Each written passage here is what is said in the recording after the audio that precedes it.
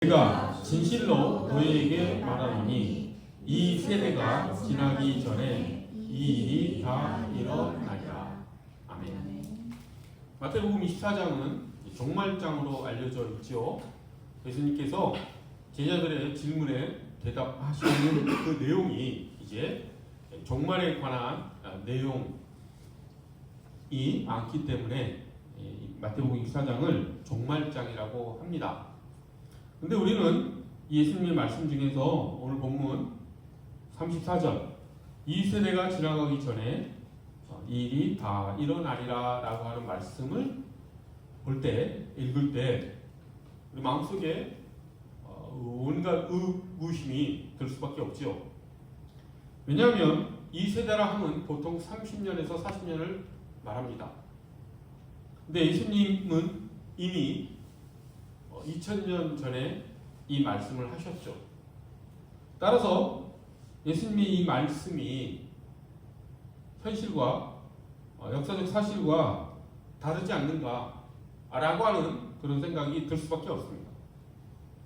본문 이 문자적으로만 보면 이 세대가 지나기 전에 3, 40년 안에 이 모든 일이 다 일어나리라 말씀드렸지만 마태복음 24장은 종말장입니다.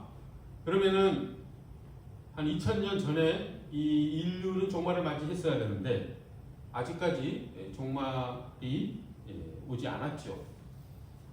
그래서 이 예수님의 말씀은 무슨 의미인가 라고 하는 것을 우리가 깊이 생각하지 않을 수 없다라고 하는 것입니다.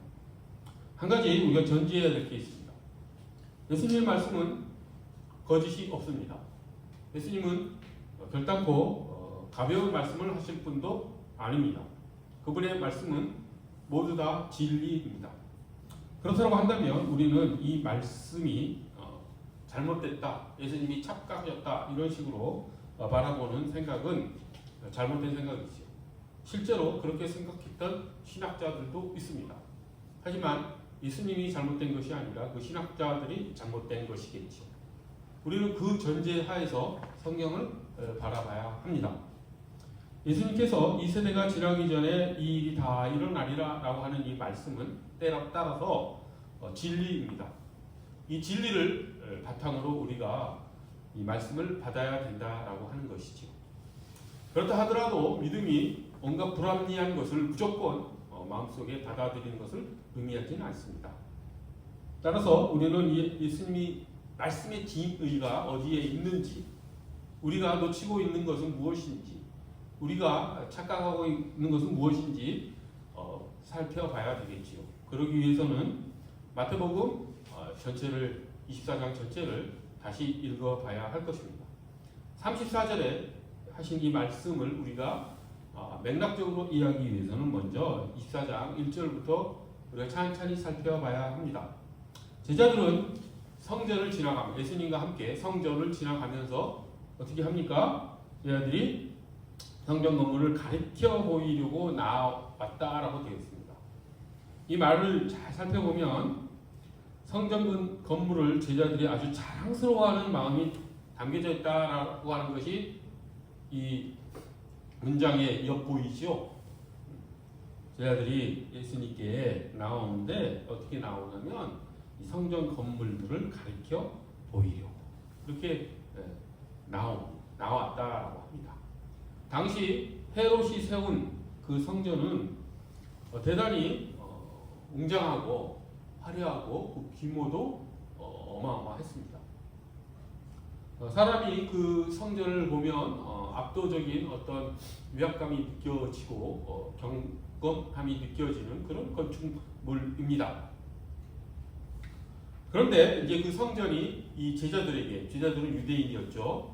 의미가 또 남다르죠. 단순히 웅장한 건축물을 보고 자랑하는 마음이 들어서는 것이 아니라 그곳에 이스라엘의 하나님이 계시는 곳이다. 그리고 그 하나님이 자기 민족을 택하시고 자기 민족을 이끌어 가시는 분이시다 라고 하는 그런 종교심, 여러 가지 마음들이 다 복합적으로 작용해서 지금 제자들이 예수님께도 그 자랑을 나누고 싶어서 건물들을 가리켜 보이려고 나왔다라고 지금 서술하고 있습니다. 하지만 예수님께서는 제자들이 그 외형적 성전의 모습을 보고 자랑스러워하는 마음을 예수님께서는 공감해 주시는 것이 아니라 예수님은 그 성전의 실질적인 모습을 보시고 이렇게 말씀하십니다.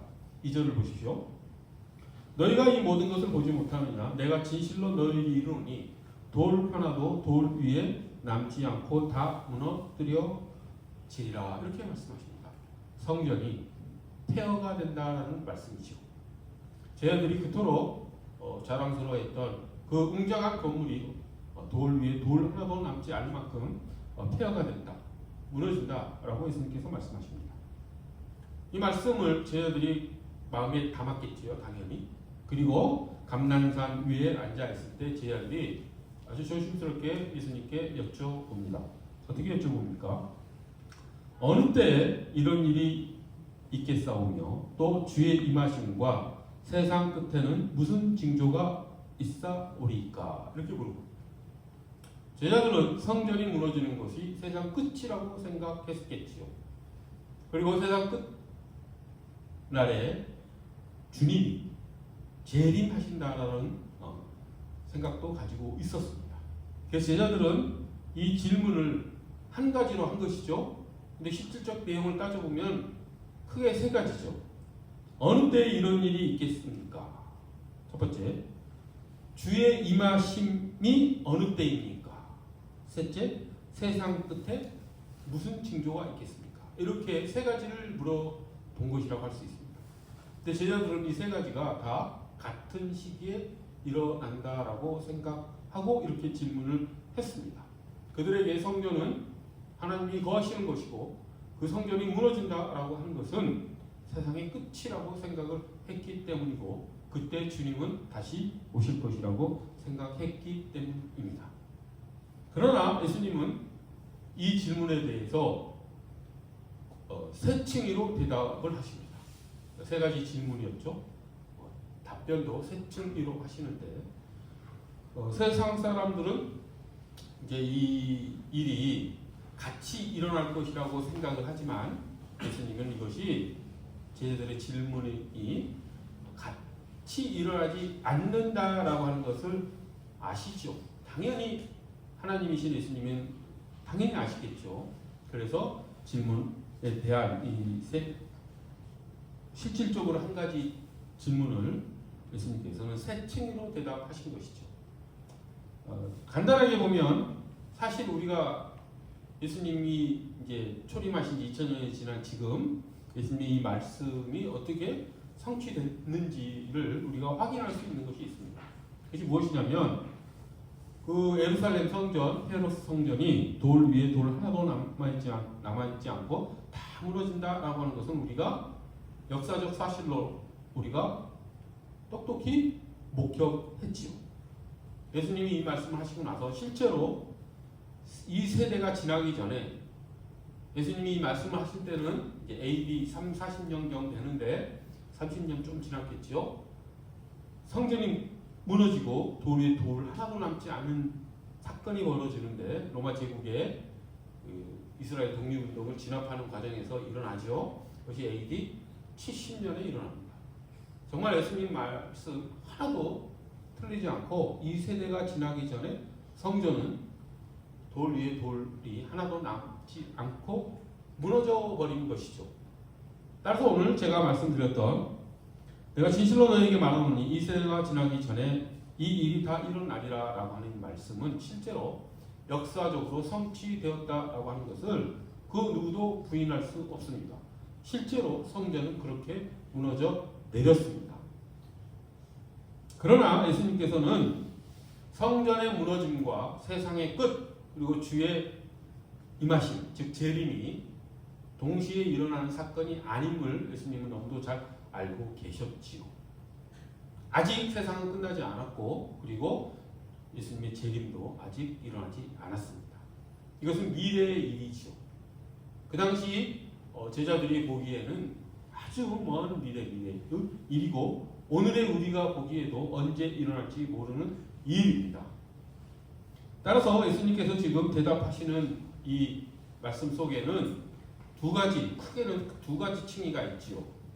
즉 역사적으로 성취된 사건을 예수님께서 말씀하시는 것과 아직 이루어지지 않은 미래에 일어날 일을 예수님께서는 한 답변 안에 지금 말씀하시고 있다라고 하는 것이죠. 그러니까 제자들의 질문이 애초에 그 세 가지 일이 다 한 날에 일어날 것이라고 제자들은 알고 있었지만 예수님께서는 그것이 분리된 시간을 두고 일어날 것이라는 것을 알았기 때문에 예수님께서는 이렇게 두 가지로 대답하신 것이라고 하는 것이죠. 그래서 마태복음 24장은 크게 예수님께서 쭉 이야기하시는 것은 어떤 것은 이미 일어난 역사적 성취가 있었던 일이고 또 어떤 것은 아직 일어나지 않은 미래의 일이다라고 우리가 예수님의 말씀을 이해할 수 있는 것이죠. 그런데 사람들이 이것을 착각한 것이죠. 제자들이. 그래서 이런 오해가 생기는 그 구절들이 우리에게 다가온 것입니다. 그것을 염두에 두고 그러면 예수님께서 이 24장에서 이제 인류가 종말을 맞이하면 할 때 어떤 일들, 징조가 일어나는가라고 하는 것을 쭉 이제 이야기하시죠. 그것에 대해서 이제 우리가 또 살펴볼 필요가 있습니다. 그런데 마태복음 24장은 참으로 많은 그 오해와 심지어는 이단들이 좋아하는 구절들이 많이 있습니다. 대표적인 이단들이 좋아하는 게 어떤 것일까요? 시한부 종말을 주장하는 그런 이단들이 있습니다. 한때 우리나라 90년인가 91년, 92년 때 다미선교회 같은 그런 단체에서 이 시한부 종말론을 주장을 해서 많은 사람들이 그 시한부 종말론을 쫓다가 이제 그것이 거짓으로 판명되고 하는 일들이 일어나서 큰 사회적 문제가 된 적이 있었습니다. 여러분들 대부분 태어나지 않았을 때의 일입니다. 90년대 초반이니까.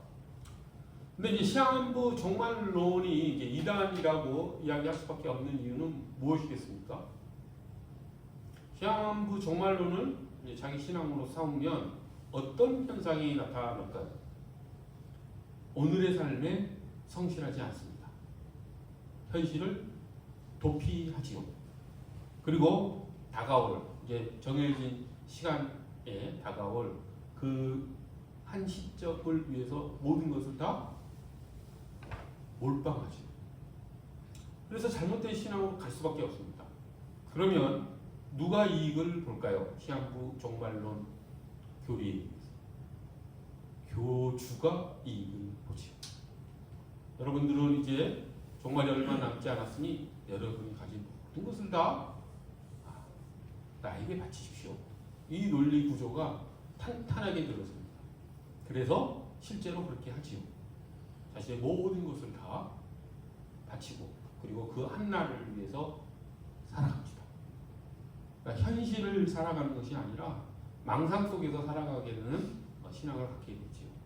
그래서 그것이 단 한 개인의 문제로만 끝나는 것이 아니라 그것이 가정을 파괴하게 되고 그런 가정의 붕괴는 당연히 사회적 문제, 국가적 문제로까지 퍼져나갑니다. 이 정도로 이 성경을 잘못 해석하거나 혹은 성경을 악용하는 그런 것들이 사람들에게 얼마나 큰 폐해를 주는지를 우리가 실제 경험을 했고 또 그것을 목격을 한 것이지요. 따라서 성경을 바르게 이해하고 하나님의 말씀의 본의를 잘 우리가 받아들이는 것이 얼마나 중요한지 또한 알 수 있지요. 그래서 예수님께서 과연 그러면 마태복음 24장에서 제자의 질문에 대한 답변으로 하신 이 말씀 속에서 예수님께서 우리에게 주시고자 하는 진짜 의미는 무엇인가 라고 하는 것을 오늘 시간 살펴보기를 바랍니다. 그것을 하나하나 다 강의하면서 말씀드리고 싶은 마음은 굴뚝 같지만 시간 관계상 그렇게 한 절 한 절 강의하기는 어렵습니다. 따라서 중요한 세 가지 포인트로 나눠서 중심적인 예수님의 메시지만 전하도록 하겠습니다. 예수님께서는 이제 종말에 일어날 징조에 대해서 여러 가지를 말씀하시는데 그 중에 첫 번째가 전쟁, 기근. 기근은 가뭄으로 인해 굶주림이 온 세계에 덮치는 것이죠. 그리고 전쟁, 기근, 그리고 기독교인들에 대한 박해, 이런 일들이 일어날 것이다 라고 말씀하십니다. 그래서 흔히 마지막 때, 종말의 때에는 이런 혼란들이 크게 일어날 것이다 라고 사람들이 생각을 하는데 그 또한 착각입니다. 예수님의 말씀을 잘 보십시오. 예수님께서는 답변을 첫 번째로 뭐로 하셨냐면 미혹받지 않도록 주의하라 라고 말씀하십니다. 거기 4절에 보십시오. 예수님께서 종말에 대해서 얘기하실 때 첫 번째 말씀은 무엇이었냐면 너희가 사람의 미혹을 받지 않도록 주의하라 라고 말씀하십니다. 즉 환경이 환란으로 오는 것을 보고 지금이 마지막 때라고 하는 생각이 중요한 것이 아니라 너의 마음이 흔들리는 것이 더 중요하다. 흔들리지 않는 삶을 살아야 된다라는 말씀을 첫 번째로 하고 싶으신 것이죠. 그리고 물론 예수님께서 7절에 민족이 민족을, 나라가 나라를 대적하여 일어나 있고 곳곳에 기근과 지진이 있으리니 이렇게 말씀하시죠. 하지만 곧바로 뭐라고 말씀하십니까? 이 모든 것은 재난의 시작이니라.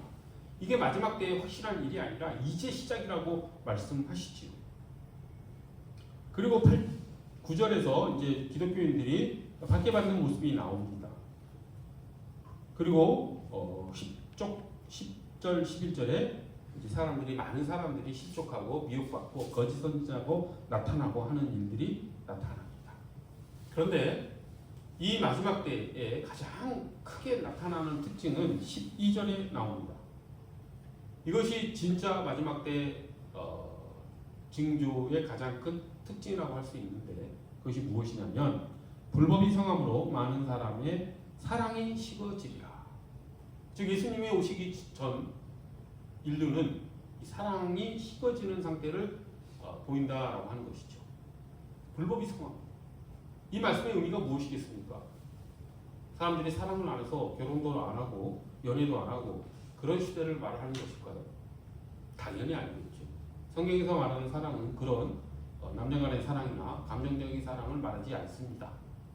여기서 말하는 사랑이 식어진다라고 하는 것은 불법이 성하기 때문이죠. 불법이라고 하는 것은 이제 온갖 범죄가 일어난다는 뜻을 포괄해서 단순히 그것만을 의미하는 것이 아니라 하나님의 뜻에 어긋나서라는 뜻이겠죠. 하나님을 떠나서 라고 하는 뜻입니다. 그래서 많은 사람들이 하나님을 떠나 사랑이 식어진다. 사랑이 식어진다라고 하는 것은 인간의 타락한 본성이 삶의 우선순위가 된다라는 뜻으로 우리가 읽어낼 수 있습니다.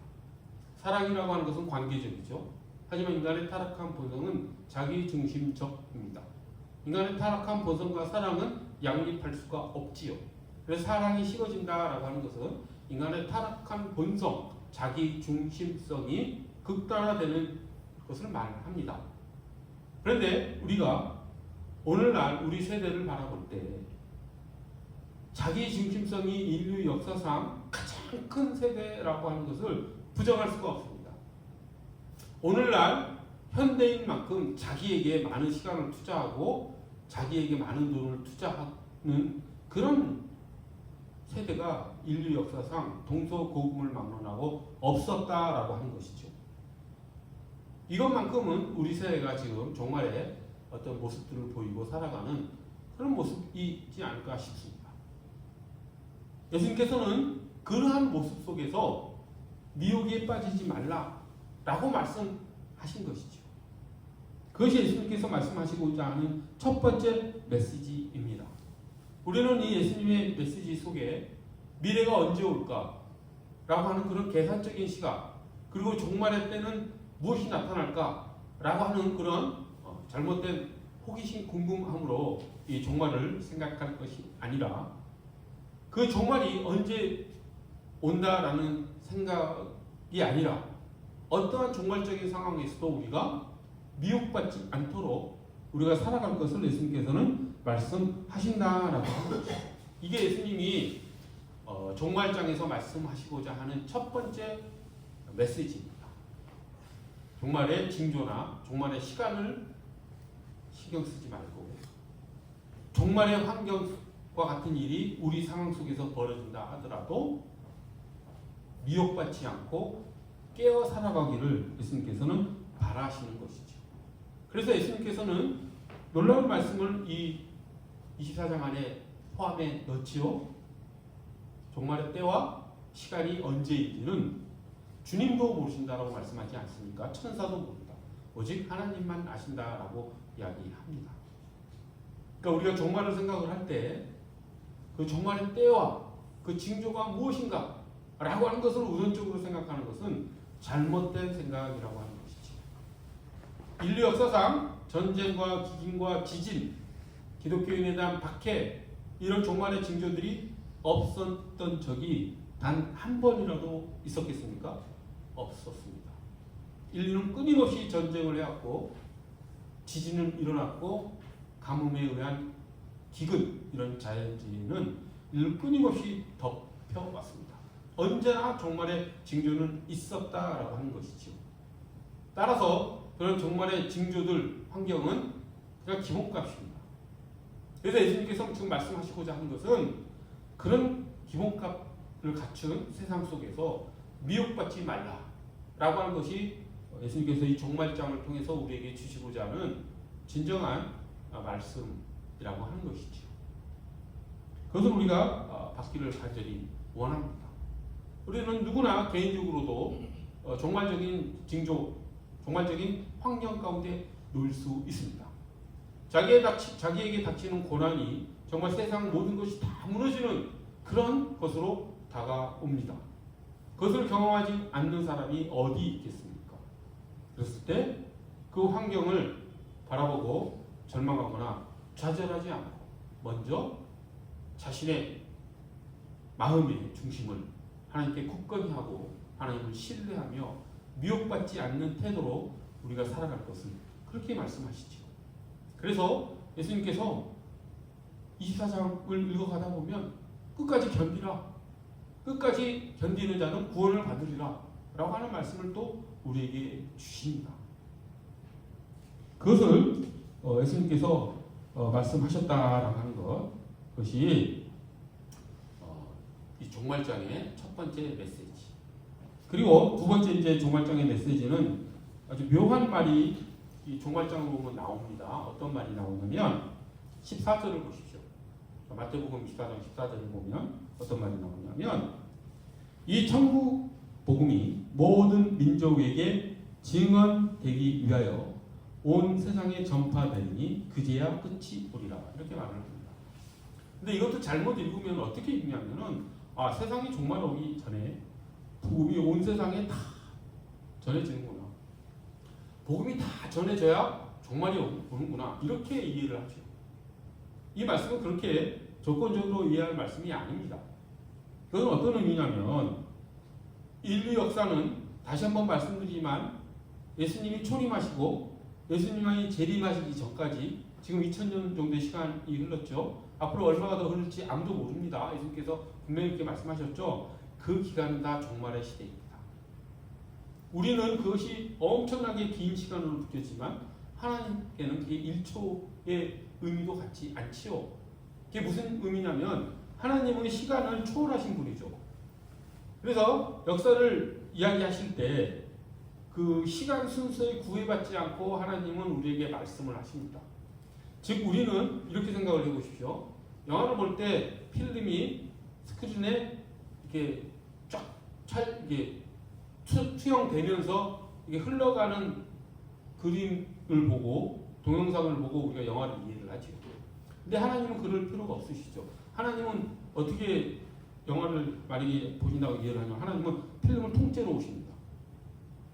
그러니까 필름이 만약에 한 영화의 필름이 한 수만 장, 수백만 장이, 수십만 장이 필요하겠죠. 근데 그것을 우리는 순서대로 차근차근 봐야지 이해가, 그 영화가 이해가 되는데, 하나님은 그걸 동시에 다 보신다는 거죠.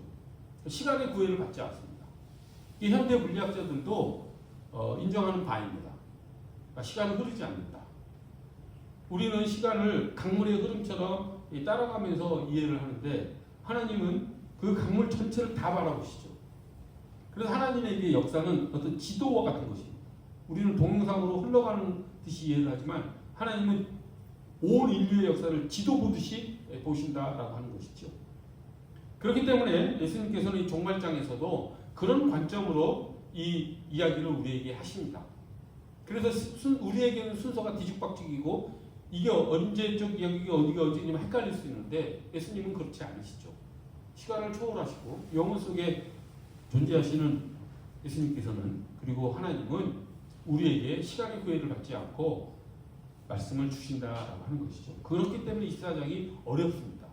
인간의 상식과 인간의 시간 개념으로 이것을 읽어내려고 하기 때문이죠. 전혀 그렇게 이해를 하면은 이게 오리무중이 되고 미스테리가 되고 이걸 풀어야 될 암호로 봅니다. 그렇게 봐서는 안 된다라고 하는 것이죠. 다시 한번 말씀드리지만 인류 역사는 예수님이 오시고 다시 오실 그날까지가 전부 다 종말의 때입니다. 그 종말의 때는 인류가 동시에 다 같이 겪기도 하지만 개인적으로도 자신에게 고난이 닥쳤을 때 그때가 또한 종말의 시간임을 영적으로 느낄 수 있게 된다라고 하는 것이죠. 제가 이 말씀을 이렇게 드린 이유는 14절을 이해하기 위해서입니다. 모든 우리는 종말의 시대를 살고 있을 때 복음은 어떻게 된다? 계속해서 전파되어 나아간다 라고 하는 것. 이것이 예수님께서 말씀하시고자 하는 두 번째 메시지입니다. 종말의 시대는 복음이 멈추는 것이 아니라 힘차게 나아간다. 종말의 시대에. 그것을 우리가 우리 사명으로 알아야 된다 라고 하는 것을 예수님께서 우리에게 말씀하시는 것이죠. 종말이라고 해서 복음에 전해지는 게 멈추는 게 아니죠. 계속해서 전해지는 것. 그것이 종말 시대의 또 하나의 특징이라고 볼 수 있습니다. 그리고 예수님께서 이제 마지막 세 번째, 종말의 시대에 어떻게 살아야 되느냐에 대해서 아주 세밀하게 얘기하십니다. 비유를 네 가지를 들여 말씀하시죠. 종말을 사는 우리가 어떻게 살아야 되는가? 네 가지 비유를 듭니다. 첫 번째, 충직한 종과 불의한 종 이야기.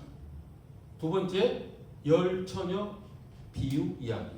세 번째, 달란트 비유 이야기. 네 번째, 양과 염소 비유 이야기. 25장에 나오죠. 그런데 이 네 가지 비유는 주제가 공통점이 있습니다. 충직한 종과 불의한 종 비유 이야기는 무슨 이야기냐면, 주인이 종에게, 하인에게 자기 가족들을 잘 건사하라라고 하는 책임을 맡기고 떠났을 때 두 종류의 종이 나오죠. 한 종류, 불의한 종은 주인이 떠났으니까 내가 뭘 하는지 모르겠지 라고 하면서 날마다 먹고 마시고 자기 책임을 등한시하는 종, 불충한 종이죠. 하지만 또 한 종은 주인이 멀리 가셨더라도 자기에게 맡겨진 책임을 성실히 임하는 종. 이 두 가지 종을 이야기하십니다. 그리고 이 충실한 종을 칭찬하시죠. 이것은 무엇을 의미하겠습니까? 예수께서 초림하시고 십자가 못 박혀 죽으시고 부활하시고 승천하셨을 때의 우리를 말씀하시는 것이죠. 예수님이 승천하셔서 다시 오시기까지를 살아가는 우리가 어떻게 살아가야 되느냐, 불충한 종으로 살아가야 되느냐, 충실한 종으로 살아가야 되느냐 라는 메시지를 첫 번째 비유에서 주신 것이고, 두 번째 비유는 무엇입니까? 열처녀 비유 이야기이지요. 아주 간단합니다.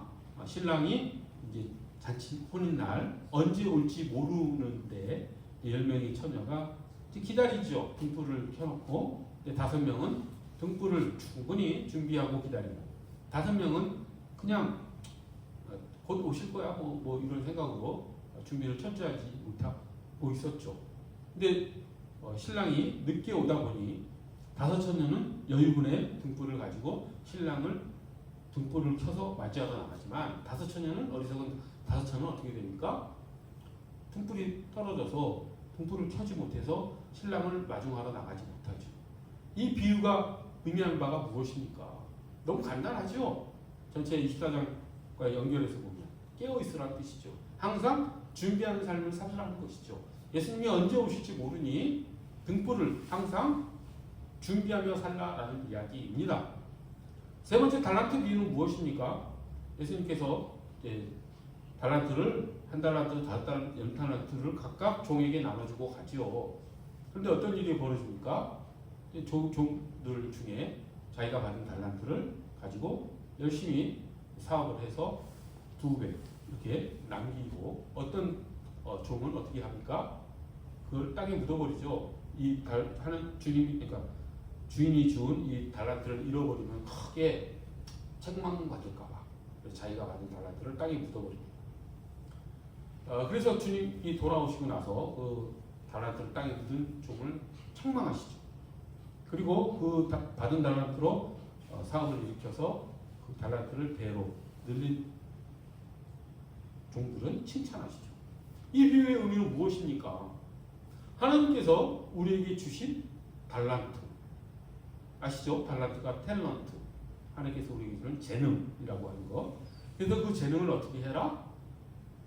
발휘해서 하나님의 영광을 위해 하나님이 다시 오셨을 때 돌려드릴 수 있는 그런 것으로 갈고 닦는 삶을 살아라 라는 의미이지 않습니까? 그리고 양과 염소의 비유는 무엇입니까?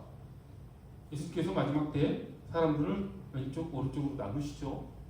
그리고 양무리에게는 칭찬하시고 염소무리는 책망하시죠.